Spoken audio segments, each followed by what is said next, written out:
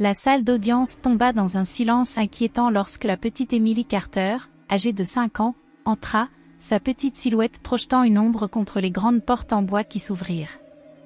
Sa petite main tenait la laisse de Rex, un berger allemand dont la profonde cicatrice traversait son flanc comme un cruel rappel des horreurs qu'ils avaient vécues ensemble. Tous les regards se tournèrent vers elle, certains avec sympathie, d'autres avec curiosité. Alors qu'elle hésitait, ses pas incertains mais résolus, Emily se dirigea vers le banc des témoins. Le juge Mark Sullivan, un homme expérimenté par des décennies de batailles juridiques, se pencha légèrement en avant, son regard perçant étudiant l'enfant. Il avait vu d'innombrables affaires, mais rien de comparable à celle-ci. Ses pensées étaient partagées, sachant que l'immense poids de l'affaire reposait désormais sur les épaules fragiles d'Emily. Elle était la seule à pouvoir témoigner de la tentative d'enlèvement, une affaire qui pourrait enfermer un homme dangereux pour le reste de sa vie. Mais il y avait une complication effrayante, Emily n'avait pas prononcé un mot depuis cette nuit fatidique. De l'autre côté de la salle, Richard Hay, un ingénieur logiciel de 45 ans au comportement calme et apparemment inoffensif, était assis à la table de la défense. Son expression était composée, presque suffisante, comme s'il savait quelque chose que les autres ignoraient. Hay avait été arrêté après qu'un témoin l'ait identifié sur les lieux de la tentative d'enlèvement d'Emily.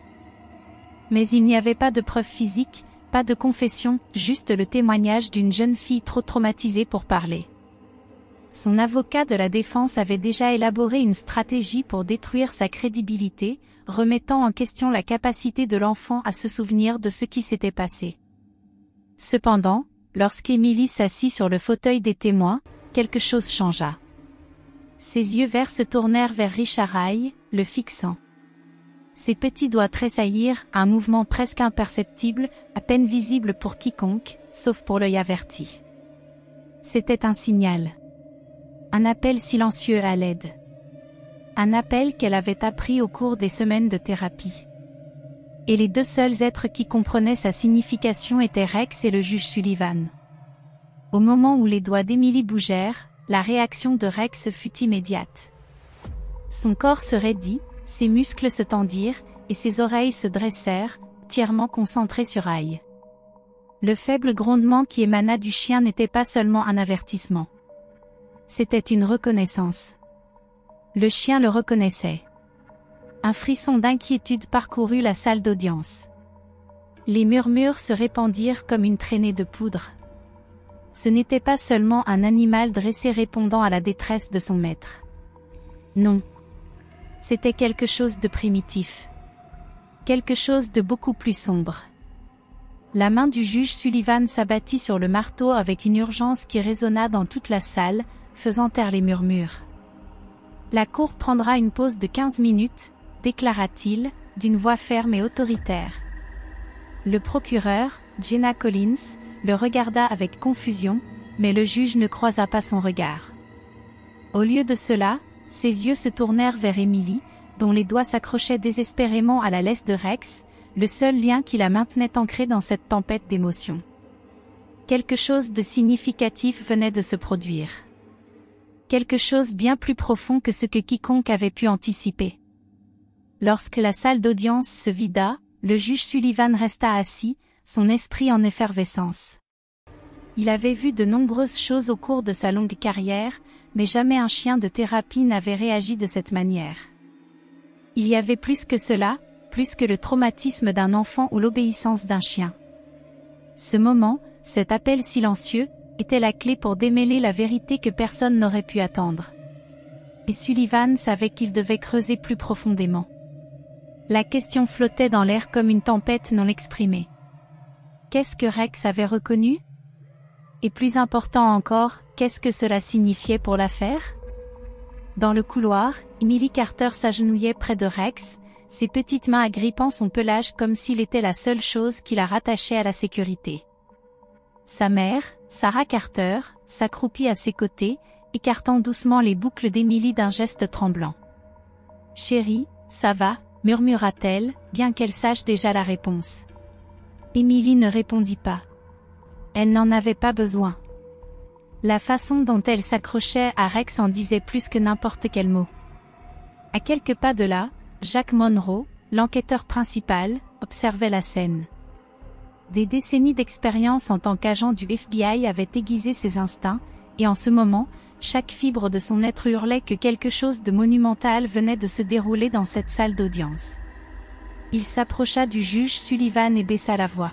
« Ce chien a été effrayé par quelque chose, murmura-t-il. Je parierais mon badge qu'il reconnaît Hyde de quelque part. » Le juge Sullivan expira, ses yeux bleus perçants se plissant. « Alors nous devons découvrir où. » Pendant ce temps, dans la salle privée de la défense, Richard Hyde était assis en face de son avocat, Michael Grave. Dès que la porte se ferma derrière eux, la façade arrogante fondit, laissant place à quelque chose de plus sombre. Ses doigts tambourinaient un rythme lent et calculé contre la table. Son esprit rejouait le moment, le silence de la fille, la réaction du chien. Elle sait. Les mots frémirent à peine sur ses lèvres, plus un souffle qu'une déclaration. Grave haussa un sourcil. « Qu'est-ce que tu as dit ?» Hyde força un sourire et secoua la tête. « Rien, dit-il. » Mais c'était un mensonge. Son esprit travaillait déjà sur les implications. Ce maudit chien. Il l'avait sous-estimé, l'avait rejeté comme un simple animal de thérapie destiné à réconforter une enfant brisée. Mais maintenant, il comprenait, Rex était plus que cela. Il était la pièce du puzzle que Hyde n'avait pas anticipé. Et cette erreur pourrait lui coûter cher. Lorsque la pause de 15 minutes toucha à sa fin, le juge Sullivan redressa sa robe et prit une profonde inspiration. Il n'avait jamais été du genre à croire aux coïncidences. Et pourtant, quelque chose dans ce qui venait de se passer lui disait que Rex venait de leur donner l'indice le plus crucial. Le vent tournait. Pour la première fois depuis le début du procès, Sullivan ressentit quelque chose de plus que le poids de la loi. Il ressentait les premiers signes de la vérité.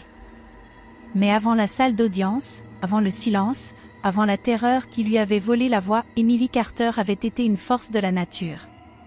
À 5 ans, c'était une enfant qui remplissait les pièces de son rire, ses yeux bleus brillants de curiosité et de malice. Elle adorait les contes de fées, les animaux en peluche et la façon dont sa mère lui lisait les histoires du soir, donnant à chaque personnage une voix différente. Elle n'était jamais silencieuse. Jamais effrayée. Jusqu'à ce jour-là. C'était un après-midi de printemps parfait, du genre où le parfum des fleurs en fleurs flottait paresseusement dans la brise. La lumière du soleil peignait des éclats dorés à travers le jardin tandis qu'Emily tournoyait dans sa robe rose, riant alors qu'elle s'envolait autour d'elle comme une rose en pleine floraison. Sarah Carter la regardait depuis la fenêtre de la cuisine, un sourire effleurant ses lèvres alors qu'elle hésitait à commencer le dîner ou à attendre le retour de son mari, David. C'était juste un autre jour ordinaire. Il devrait être en sécurité. À 15h42, le téléphone sonna. Sarah hésita un instant avant de rentrer. C'était sa sœur, qui l'appelait de l'autre côté du pays. Juste une conversation rapide. 4 minutes. C'est tout ce qu'il fallut. Lorsqu'elle revint dans le jardin, Emily avait disparu. La grille était entr'ouverte. Le souffle de Sarah Carter se coupa, son pouls martelant à ses oreilles. Quelques instants plus tôt, le jardin résonnait encore des rires d'Emily. À présent, un silence pesant s'y était installé. Ses yeux fouillèrent frénétiquement les environs. Puis elle la vit. Emily était toujours là, mais elle n'était pas seule. Une fourgonnette noire était garée près du trottoir, sa porte latérale légèrement ouverte. Un homme était agenouillé à côté d'Emily, son sourire trop chaleureux, trop lisse. Quelque chose en lui déclencha un frisson glacé qui transperça Sarah. « J'ai des chiots dans ma voiture », murmura l'homme, sa voix douce et maîtrisée, suintant une gentillesse trompeuse. « Des chiots spéciaux. Ils ont besoin d'une petite fille pour s'occuper d'eux. Tu veux les voir ?» Le monde de Sarah se rétrécit en un seul et unique instinct perçant, danger. Elle ne réfléchit pas. Elle n'hésita pas. Sa voix fusa, tranchante comme une lame. « Emily !» La tête de l'homme se releva d'un coup. Son sourire s'effaça. Ses yeux s'assombrirent, calculateur. Et puis, dans un mouvement brusque, il agrippa le bras d'Emily. Emily se figea. Elle ne cria pas. Elle ne se débattit pas. Elle resta là, immobile, ses grands yeux fixés sur lui, pétrifiée. Une peur paralysante s'était emparée d'elle, l'ancrant au sol. De l'autre côté de la rue, Martha Jenkins, une infirmière à la retraite promenant son terrier, vit tout. Sa voix, marquée par l'âge mais forte d'une détermination inébranlable, résonna. Et lâchez cet enfant. L'homme hésita. Son étreinte se desserra juste un instant. Et ce fut suffisant. Emily arracha son bras et s'enfuit. Sarah atteignit sa fille au moment où le moteur du van rugit. Les pneus hurlèrent contre l'asphalte, laissant derrière eux des traces sombres tandis que le véhicule filait au loin, disparaissant au coin de la rue. Sarah serra Emily contre elle, son cœur battant à tout rompre. Elle s'attendait à des sanglots, des cris, quelque chose. Mais Emily ne pleura pas. Elle ne dit rien. Elle enfouit simplement son visage contre l'épaule de sa mère et se mit à trembler. Les policiers arrivèrent en quelques minutes. Le détective Jack Monroe pénétra sur la scène avec l'assurance silencieuse d'un homme qui en avait trop vu. Enquêteur chevronné du groupe de travail du FBI sur les enlèvements d'enfants, il portait sur ses épaules le poids de trop d'enfants disparus, des visages qui le hantaient jour et nuit. Ses cheveux grisonnants et son regard perçant trahissaient des années passées à traquer les ombres, sachant que la plupart des affaires comme celle-ci ne se terminaient pas bien.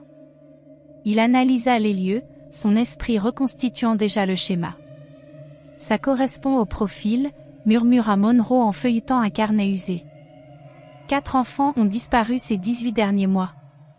Tous abordés près de chez eux. Tous attirés par la promesse de Chio. Sa partenaire, l'agent Lisa Grant, s'agenouilla près d'Emily. Sa voix était douce, mais ferme. « Chérie, est-ce que tu te souviens à quoi ressemblait l'homme » Silence. Sarah passa une main tremblante dans les cheveux d'Emily. « Ma puce, c'est fini, tu es en sécurité maintenant.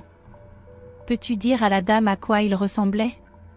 Les petites mains d'Emily agrippèrent le pull de sa mère, serré, désespérée.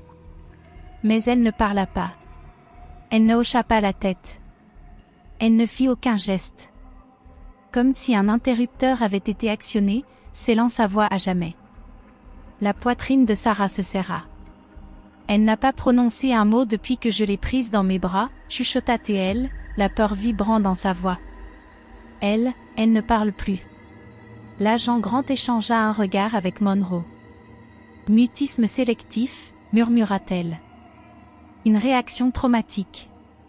Monroe expira longuement, se frottant les tempes. Sans témoignage, nous n'avons pas grand-chose. La description est vague, un homme, une fourgonnette noire. Ça pourrait être n'importe qui. Martha Jenkins, qui observait non loin, s'avança soudainement. J'ai vu une partie de la plaque d'immatriculation, déclara-t-elle avec assurance. Les 3 premières lettres YKZ. Le regard de Monroe s'illumina. C'est déjà quelque chose. Sarah serra Emily plus fort, une vague d'impuissance l'envahissant. Sa fille, autrefois un tourbillon d'énergie, une petite fille qui emplissait les pièces de rire, avait été réduite au silence. Et Sarah savait, avec une certitude terrifiante, que ce silence ne se briserait que lorsque l'homme qui le lui avait volé serait arrêté. Les jours qui suivirent furent comme regarder la lumière du soleil s'éteindre lentement dans une pièce autrefois éclatante. Emily s'était renfermée sur elle-même. Elle ne jouait plus. Elle ne dessinait plus. Elle refusait de sortir de la maison, tressaillant à la vue des voitures qui passaient. Le bruit d'un moteur qui démarrait suffisait à la figer. La nuit, elle dormait à peine, et lorsqu'elle y parvenait, ses rêves se transformaient en cauchemars silencieux, son petit corps s'agitant contre des terreurs invisibles, son souffle saccadé, brisé. Mais elle ne criait jamais. Sa voix avait disparu, enfermée quelque part au plus profond d'elle-même, ensevelie sous la peur. Sarah et David Carter essayèrent tout. L'heure du conte. Ses plats préférés. son lapin en peluche adoré. Mais rien ne l'atteignait. C'était comme si l'enfant qu'il connaissait glissait lentement dans l'ombre, perdu dans un monde où il ne pouvait la suivre. Un soir, écrasée par l'épuisement, Sarah s'assit face à David à la table de la cuisine. Des cernes sombres soulignaient ses yeux fatigués, ses doigts traçaient distraitement le rebord de sa tasse de café intacte. Le thérapeute a recommandé un animal de soutien, dit-elle doucement. David poussa un soupir, passant une main lasse dans ses cheveux. Tu crois vraiment que ça pourrait t'aider? Je ne sais pas, admit Sarah, la voix faible, incertaine. Mais je suis prête à tout essayer. Il ne pouvait pas savoir à quel point cette décision allait tout changer. Parce que si Emily avait perdu sa voix, il y avait quelqu'un qui pouvait encore l'entendre. Et son nom était Rex. L'air à l'intérieur du centre de réhabilitation animale du docteur Laura Bennett sentait l'antiseptique et l'odeur terreuse du pelage des animaux.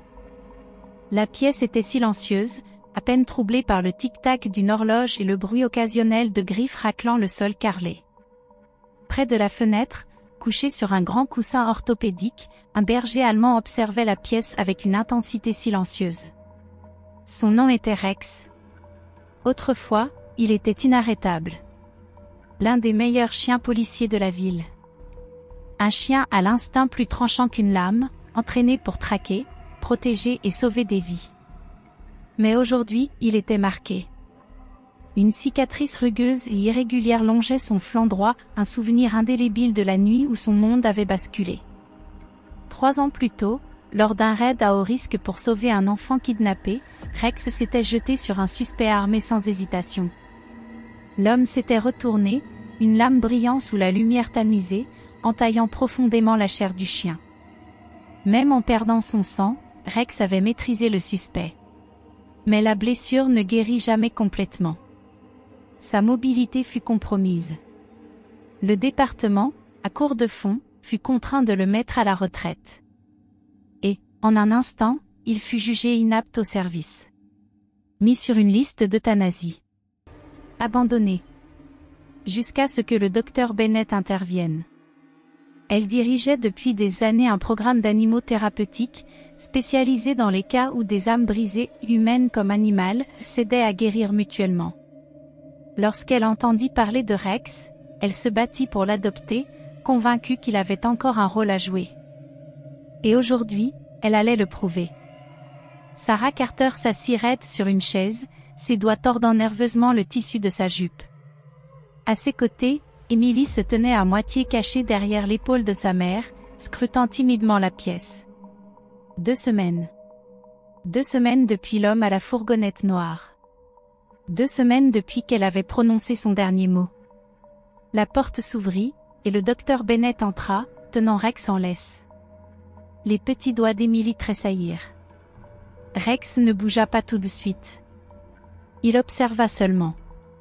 Ses yeux bruns dorés se fixèrent sur elle, non pas simplement pour la voir, mais pour la comprendre. Puis, lentement, il avança. Emily recula, son souffle s'accélérant. Mais Rex ne força pas. Il s'allongea sur le ventre, posant la tête sur ses pattes immobiles, calme. Une invitation silencieuse. Un long silence s'étira entre eux. Puis, tout doucement, hésitante, Emily fit un pas en avant. Un autre. Puis encore un.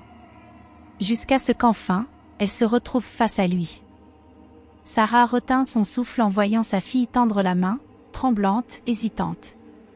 Et pour la première fois en 2 semaines, Emily toucha quelqu'un. Ses petits doigts frôlèrent le pelage de Rex, s'y agrippant légèrement. Rex ne bougea pas. Il la laissa faire. Puis, à peine plus qu'un murmure, Emily parla. « Salut, Rex !» Les mains de Sarah volèrent à sa bouche, des larmes brûlantes lui piquant les yeux. Rex releva légèrement la tête, ses oreilles frémissant au son de sa voix. Et à cet instant, quelque chose changea. Un mur, autrefois infranchissable, se fissura. Emily s'était perdue dans l'obscurité. Mais maintenant, elle avait retrouvé son chemin. Pas seule. Sans peur. Parce que Rex l'avait entendue. Et Rex ne laissait jamais un appel sans réponse. La pièce était lourde de mots non dits. Emily restait figée, ses petits doigts crispés contre l'ourlet du pull de sa mère, ses yeux verts jetant des regards furtifs vers le grand berger allemand à quelques pas d'elle. Rex ne bougea pas. Il était assis, immobile, les oreilles dressées, ses profonds yeux bruns fixés sur elle, sans attente, sans pression, juste de la compréhension. Laura s'agenouilla à la hauteur d'Emily, sa voix douce mais assurée. « Bonjour, Emily. Je m'appelle Laura. Je travaille avec des chiens très spéciaux, des chiens qui aident les enfants qui ont vécu des choses effrayantes. » Silence. Emily ne répondit pas. Mais elle ne recula pas non plus. C'était déjà quelque chose. Sarah caressa doucement les cheveux de sa fille, sa voix apaisante. « C'est un très gentil chien, ma chérie. Il était policier, comme ceux dans tes livres d'histoire. » Laura fit un geste vers Rex et donna un ordre calme. « Reste. » Le berger allemand ne bougea pas d'un pouce. Laura se tourna vers Emily. « Tu n'as pas besoin de t'approcher si tu ne te sens pas prête. Rex attendra ici. Mais si tu veux essayer, tu peux tendre ta main, et il viendra vers toi. » Un long silence. Puis, centimètre par centimètre, Emily bougea. Un pas. Puis un autre. Elle leva sa petite main, hésitante mais déterminée. Rex resta immobile, sa patience inébranlable. Puis, avec un léger signe de tête de Laura, le chien fit un pas en avant. Puis un autre. Encore un. Emily retint son souffle au moment où elle sentit son souffle chaud contre sa paume. Ses doigts tremblèrent, puis se refermèrent doucement dans l'épaisse fourrure du chien. Sarah eut un léger hoquet de surprise, portant une main à sa bouche. Pour la première fois depuis ce terrible jour, Emily avait tendu la main. Les larmes embuèrent les yeux de Sarah tandis qu'elle murmurait « Oh, mon amour !» Mais Emily ne recula pas. Elle s'accrocha à Rex, comme s'il était la seule chose solide dans un monde devenu effrayant et incertain. Laura sourit. « Tu es une fille courageuse, Emily. Rex t'aime bien. » L'enfant ne répondit pas. Mais elle ne le lâcha pas. Au fil des semaines, Rex et Emily devinrent inséparables. À la maison, elle restait assise à ses côtés pendant des heures, ses petites mains retraçant la cicatrice rugueuse sur son flanc. Quand les cauchemars la réveillaient en pleine nuit, c'était le battement régulier du cœur de Rex qui l'apaisait. Elle ne parlait toujours pas. Mais elle recommença à dessiner. Des croquis simples au crayon de cire représentant une fille et un chien, debout ensemble face à des ombres menaçantes. Puis, un après-midi, tout changea. Sarah et Laura étaient assises en silence, observant Emily qui était en tailleur sur le sol du bureau de Laura. Rex venait d'exécuter un tour simple, un banal, donne la patte. Les lèvres d'Emily s'entr'ouvrirent, comme si elle allait dire quelque chose mais hésitait encore. Puis, doucement, à peine plus qu'un murmure, presque imperceptible, Emily parla. « Bon chien. » Les mots étaient si faibles que, pendant un instant, Sarah crut les avoir imaginés. Mais lorsqu'elle se tourna, elle vit Emily fixer Rex, ses petits doigts accrochés à sa fourrure.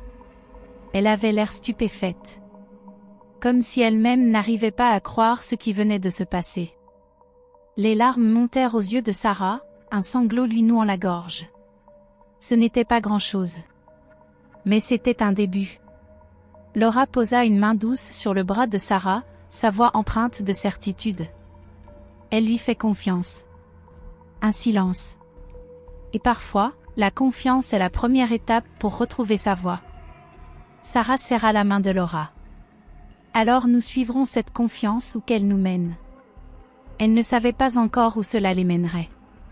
Elle ne s'attendait pas à ce que cela les conduise jusqu'à une salle d'audience. Là où un monstre allait enfin être démasqué. La tension dans la salle d'audience était suffocante. Les bancs étaient pleins de journalistes, familles, observateurs légaux, tous attentifs alors que l'un des procès les plus médiatisés de la décennie se déroulait sous leurs yeux. Et au centre de tout cela, Emily Carter. Une enfant à qui on avait volé la voix. Une enfant qu'il avait retrouvée.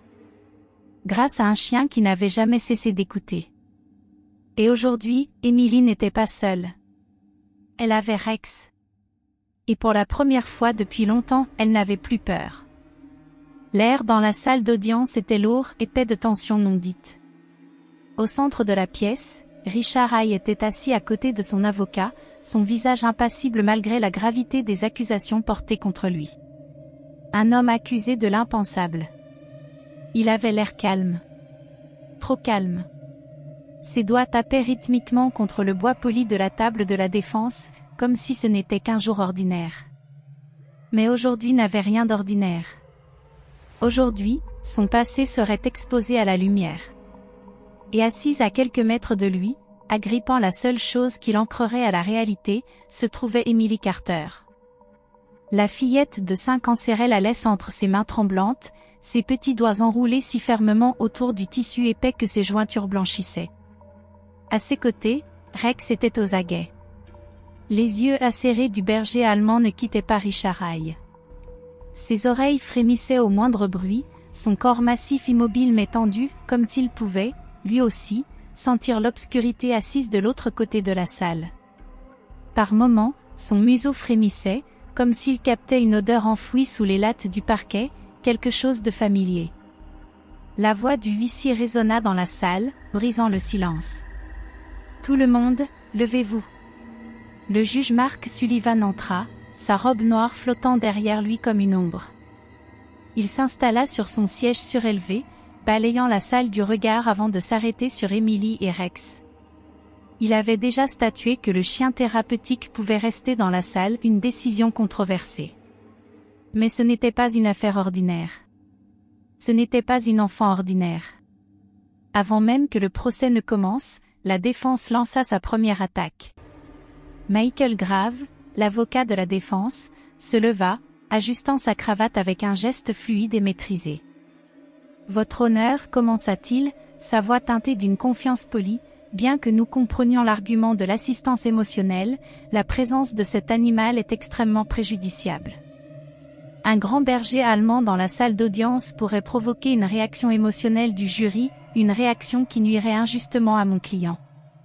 Nous demandons donc que le chien soit retiré pendant les témoignages. » Sarah se raidit à côté d'Emily, posant une main protectrice sur l'épaule de sa fille. Jenna Collins, la procureure principale, ne tarda pas à réagir. Sa voix était claire, inébranlable.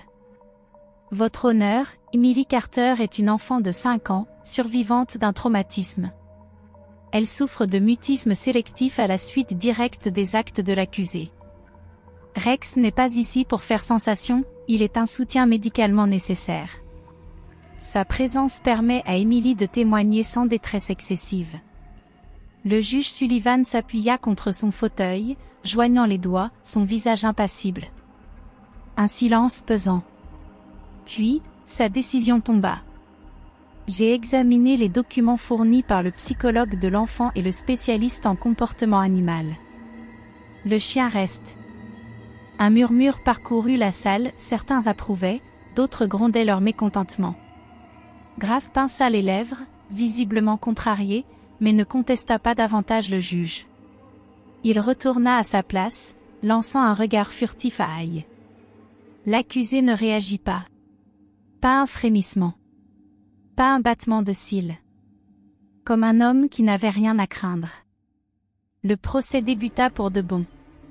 L'accusation dressa un portrait glaçant de Richard Hay, un prédateur qui avait affûté ses méthodes au fil des années, tissant un schéma de manipulation, de tromperie et de cruauté méthodique. Les témoins se succédèrent. Parmi eux, Martha Jenkins, la voisine âgée qui avait tout vu.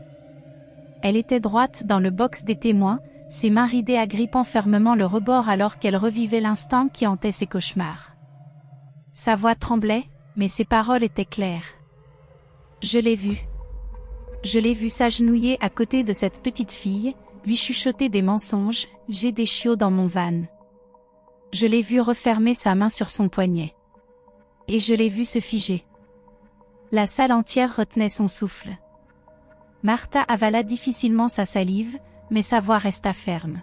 « J'étais trop loin au début. Mais j'ai su que quelque chose n'allait pas. Et puis, quand sa mère a crié, quand Sarah a appelé son nom, c'est là que je l'ai vue. L'expression sur son visage. Ce n'était pas de la peur. Ce n'était pas de la surprise. C'était de la colère. Et c'est à ce moment-là qu'il l'a attrapée. C'est là qu'il a essayé de l'emmener. La voix de Martha se brisa, mais elle continua. J'ai su que je devais faire quelque chose. Alors j'ai crié. J'ai crié aussi fort que j'ai pu. Un sanglot discret s'éleva du fond de la salle, Sarah Carter, essuyant ses larmes. Et puis, elle a couru. Cette petite fille a couru vers sa mère comme si sa vie en dépendait. Et cet homme, Martha leva un doigt tremblant, pointant directement Richard Haye. Cet homme a couru aussi. Silence. L'expression de Haye ne changea pas. Pas un mouvement. Pas une émotion. Juste, le vide. Comme un homme qui avait déjà joué à ce jeu. Comme un homme qui croyait qu'il allait gagner.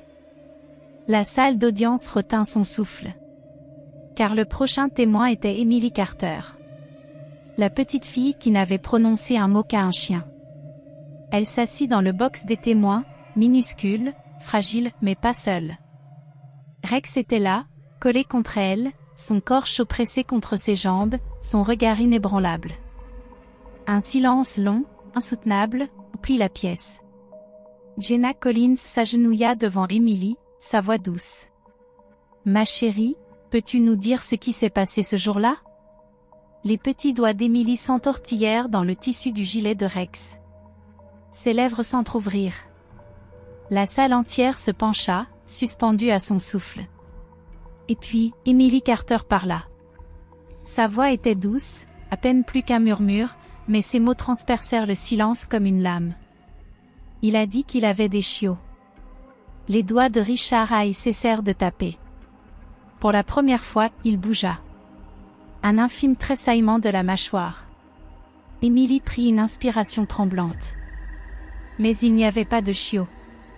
Ses petites mains s'accrochèrent à la fourrure de Rex comme à une bouée de sauvetage. Le berger allemand ne bougea pas. Ne scia pas. Ne vacilla pas. Et elle non plus. Pour la première fois depuis ce jour terrifiant, Emily Carter n'avait plus peur. L'air dans la salle d'audience était épais de tension, d'attente, du poids des vérités non dites. Emily Carter était assise sur la grande chaise en bois, son frêle corps presque englouti par sa taille. Elle ne bougea pas. Elle ne parla pas. Mais ses petits doigts se contractèrent, se resserrèrent et s'accrochèrent fermement à la laisse posée sur ses genoux. Chaque fois que la tension devenait trop forte, chaque fois que les murmures dans la galerie devenaient trop bruyants, elle baissait les yeux.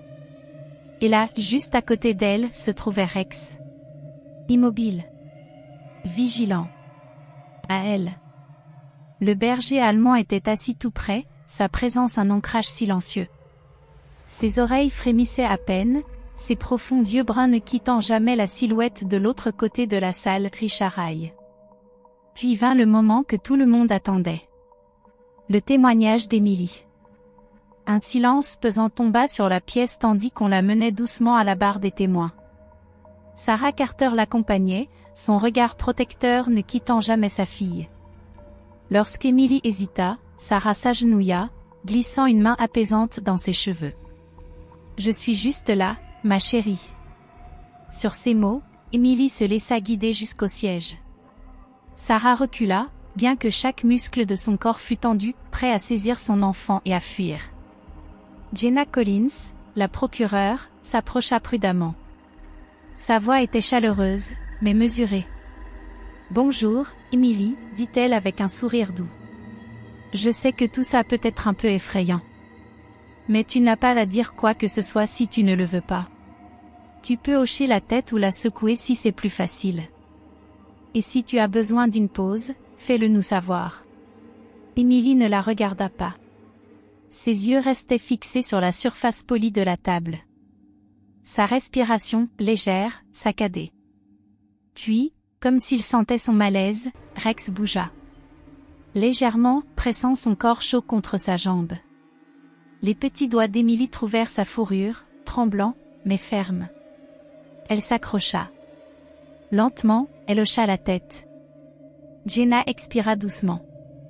C'est bien. Elle s'agenouilla légèrement, gardant un ton léger.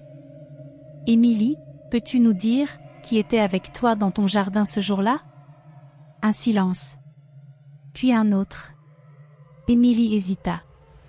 Ses épaules se soulevèrent lentement dans une profonde inspiration, sa tête toujours baissée. Puis, centimètre par centimètre, elle leva une petite main tremblante. Et pointa. Directement vers Richard Haye. La pièce se figea. Tous les regards se tournèrent vers l'accusé. Pour la première fois depuis le début du procès, quelque chose vacilla dans son expression, une infime crispation involontaire de la mâchoire. Une fissure dans le masque. Grave, l'avocat de la défense, bondit de son siège. Objection. L'enfant a été exposé à plusieurs reprises à des images de mon client avant le procès. Cette identification n'est pas fiable. Le juge Sullivan leva une main, sa voix ferme. Objection rejetée. Le jury déterminera la crédibilité du témoin. Jenna se tourna de nouveau vers Émilie, sa voix douce mais assurée. Émilie, est-ce que cet homme t'a dit quelque chose ce jour-là? Émilie ne répondit pas. Pas avec des mots. À la place, elle fit un petit geste de la main. Subtil. Presque imperceptible. Mais Rex comprit. Sa réaction fut instantanée. Ses oreilles se dressèrent brusquement. Son corps se raidit. Puis un grondement profond et guttural s'éleva de sa poitrine. Bas. Régulier. Un son qui ne menaçait pas, mais avertissait. La réaction provoqua une onde de choc dans la salle d'audience. Même le juge Sullivan se pencha légèrement en avant, les sourcils froncés. Les jurés chuchotèrent entre eux. Et de l'autre côté de la pièce, Richard Haye resta immobile. Mais ses doigts avaient cessé de taper. Grave se leva à nouveau, sa voix tranchante. Votre honneur, j'objecte. C'est une mise en scène, rien de plus. Mais Sullivan n'écoutait pas. Il observait Rex. Le chien était devenu une statue. Non pas seulement en train de regarder Haye, mais fixé sur lui.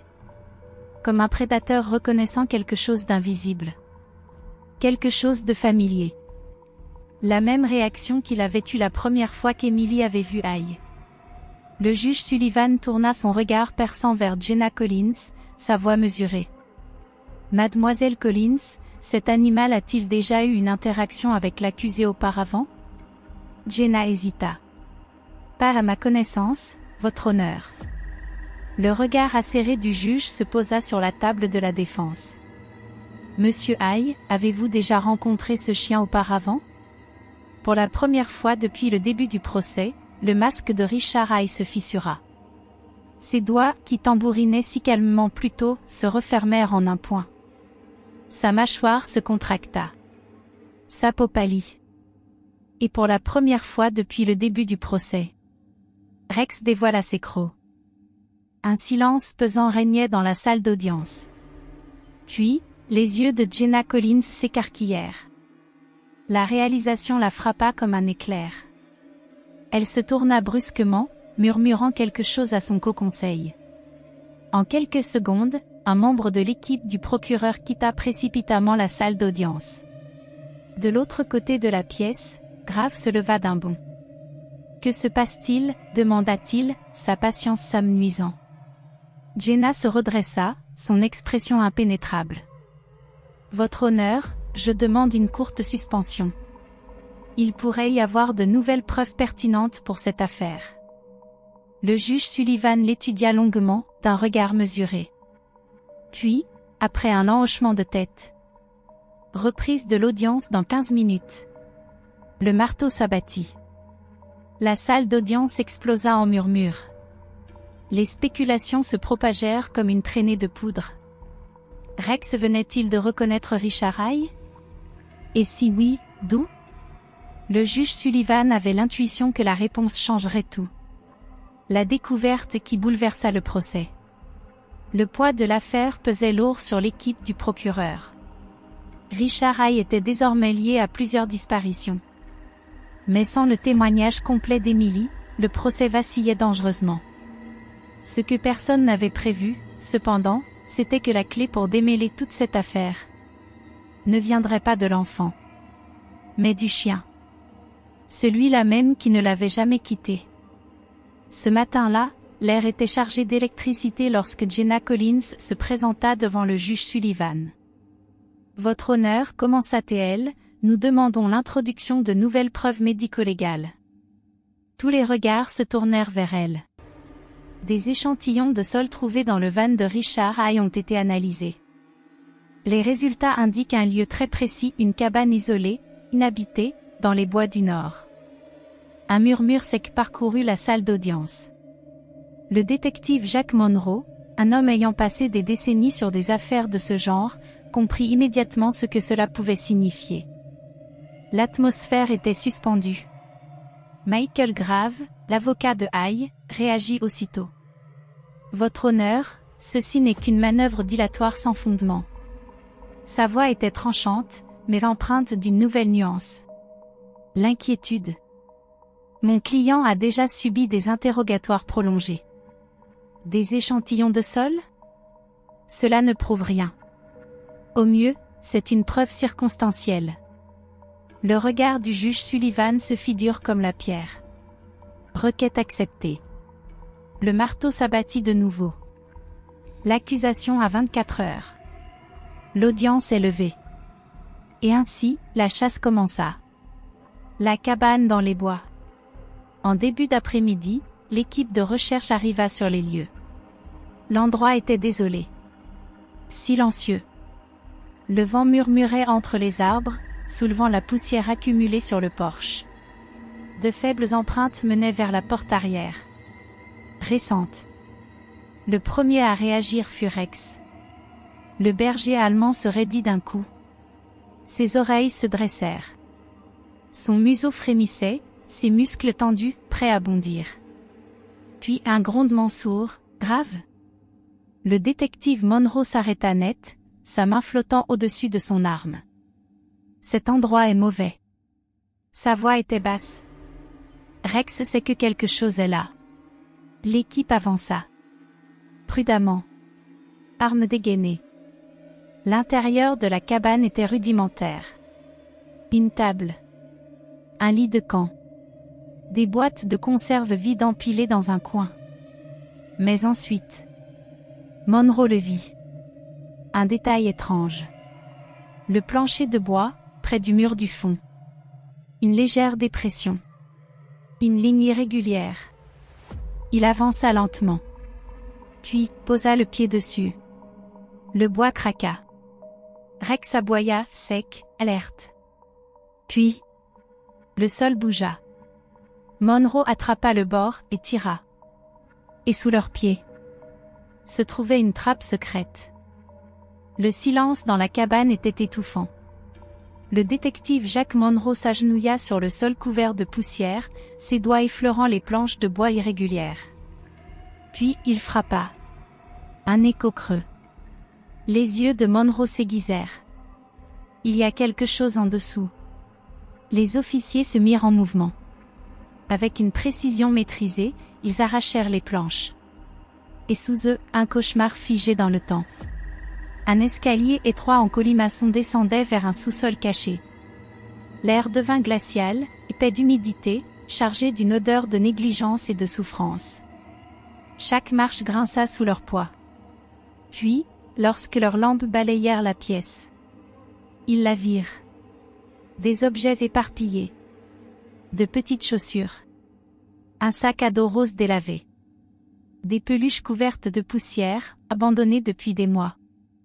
Et dans le coin le plus sombre. Enchaînée. Fragile. À peine vivante. Une enfant. Emma Sullivan. 8 ans. Disparue depuis 6 mois.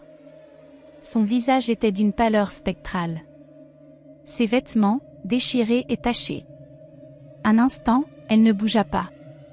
Puis, ses yeux creusés s'élevèrent. Un éclat de reconnaissance. Les larmes montèrent, roulant sur ses joues meurtries. Ses lèvres s'entr'ouvrirent. Un murmure. « Aidez-moi !» Sa voix était rauque, brisée par le silence forcé. Puis un gémissement désespéré brisa l'air. « Rex !» Le berger allemand tira sur sa laisse, émettant un son qui n'était ni un aboiement ni un grognement. Mais un cri profond. Déchirant. Il savait. Il ressentait la souffrance qui avait hanté cet endroit. Monroe réagit immédiatement. Il se précipita, ses mains s'affairant à libérer les chaînes. Dès que le métal froid heurta le sol, Emma s'effondra dans ses bras. Son corps frêle tremblait. Ses doigts s'accrochèrent à lui, comme si elle craignait que tout cela ne soit qu'un rêve.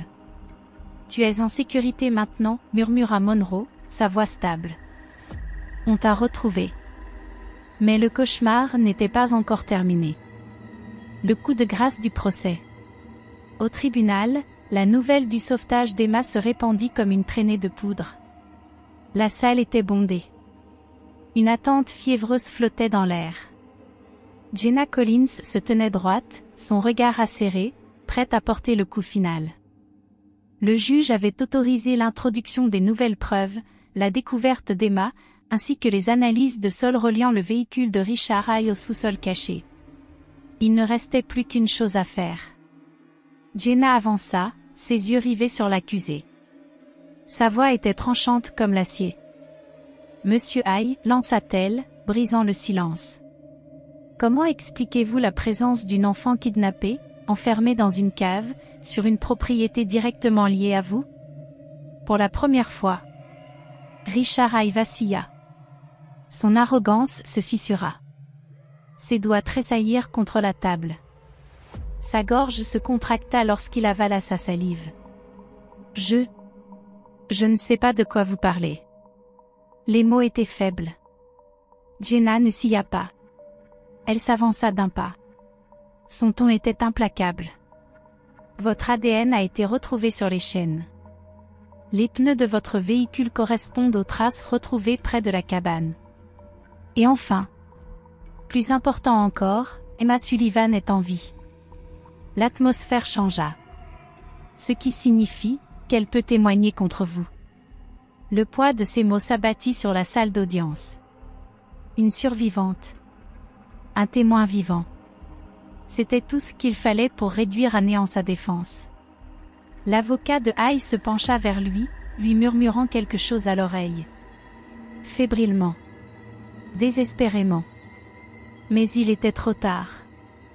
Les fissures dans son masque s'agrandissaient. Et puis, cela se produisit à nouveau. Rex releva la tête.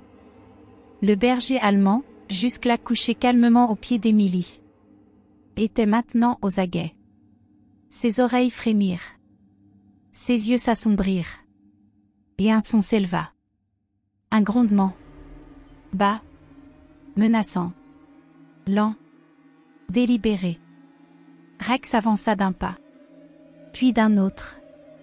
Son regard fixé sur Richard Hay. Un regard de reconnaissance. Et Hay tressaillit. Tout le monde le vit. L'homme qui avait affiché son arrogance durant tout le procès suait à grosses gouttes. Ses mains agrippaient le bord de la table. Sa respiration s'accéléra. Il se tourna vers son avocat, marmonnant quelque chose. Affolé. Puis, dans un souffle à peine audible, il parla. « Je veux changer mon plaidoyer. » Des exclamations secouèrent la salle. Le juge Sullivan se pencha en avant, son regard sombre. « Monsieur Hay, dit-il, sa voix résonnant comme un marteau brisant l'air. Déclarez-vous que vous souhaitez plaider coupable ?» La salle retint son souffle. Les lèvres de Hay s'ouvrirent. Son corps s'affaissa. Puis il expira. Longuement. Brisé. Oui. L'audience explosa. Et en un instant, le monstre tomba. Justice et lien indestructible. Richard Hay fut condamné à la prison à perpétuité sans possibilité de libération conditionnelle. Un homme qui avait terrorisé des familles pendant des années. Vaincu par deux choses. Une fillette de 5 ans qui trouva le courage de parler. Et un chien qui ne renonça jamais à elle. Dans les jours suivant la condamnation, un miracle se produisit. Emily prononça ses premiers mots depuis des semaines. Assise en tailleur sur le sol, ses petites mains caressaient le visage de Rex. Sa voix était douce. Reconnaissante. Merci. Ses parents pleurèrent. Car à cet instant, ils le savaient. Leur fille revenait vers eux. Et alors que Rex remuait la queue, son museau chaud se nichant dans les mains d'Emily. Tout était clair. Certains liens sont indestructibles. Et peu importe à quel point l'obscurité tente de s'imposer, il y aura toujours ce prêt à la combattre. Même s'il marche sur 4 pattes.